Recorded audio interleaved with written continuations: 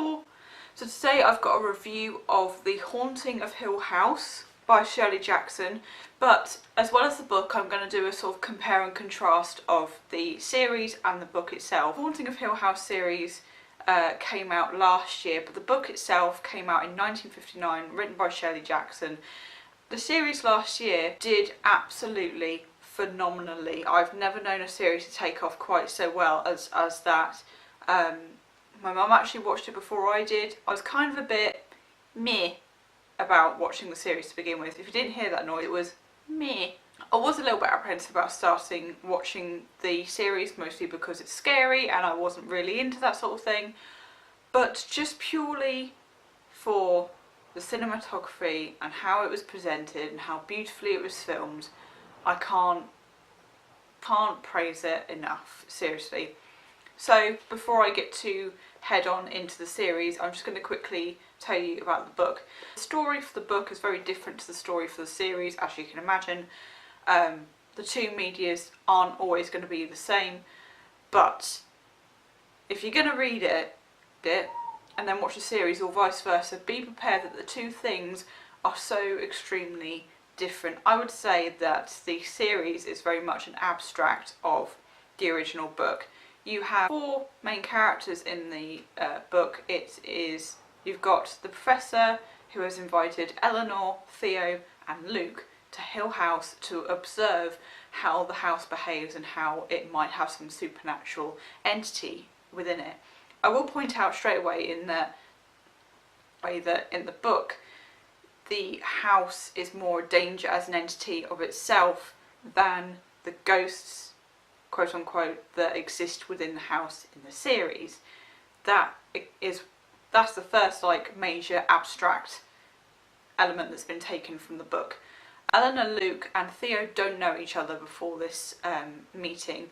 In the series is slightly different because you have the Crane family who reside in the house. We follow Eleanor, who we know in the TV series to be known as Nell, and she is very much a sort of shy, reserved, kind of quiet character to start off with. She's very childlike, she's very dependent on other people. She has this really strong, intense relationship with Theo all the way through, a kind of weird sisterly, motherly kind of relationship, but it kind of verges on obsession with each other. I don't know if it's just because of the nature of Nell needing that attention or she needing some kind of acceptance from someone, but it felt very intense and was a bit unnerving at times.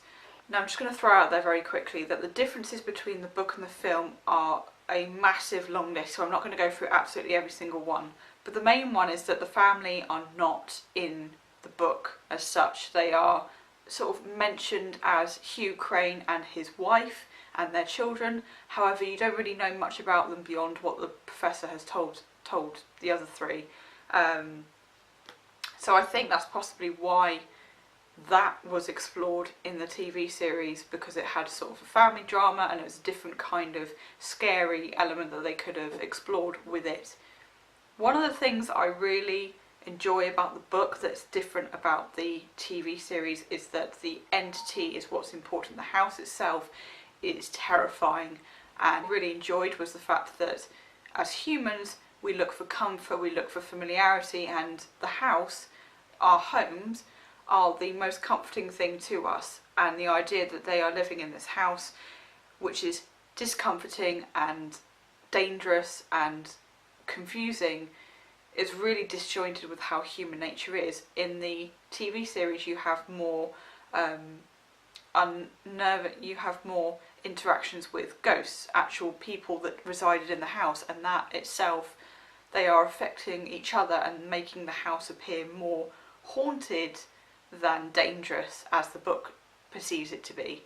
There are loads of sort of passing comments about previous people that lived in the house or people who have associations with the house that isn't really discussed very far, but do actually get taken as an abstract into the series and become characters onto their own. A couple of things that are quite similar between the book and the film are that although the audiences are very different now to what they used to be. There are still some great similarities in that it's more a psychological thriller than it is a blood and guts and gore and kind of Saw, American Horror Story style horror. It is more what goes on in the mind and what sets people off in the mind that makes them go crazy. There are similarities with the characters in the book that exist in the series. An example of that is Nell's sort of childlike attitude and her intense feelings for keeping her family together in the series, but she's also quite obsessive about keeping the group together and being safe with the group, and she clings to Theo like her life depends on it.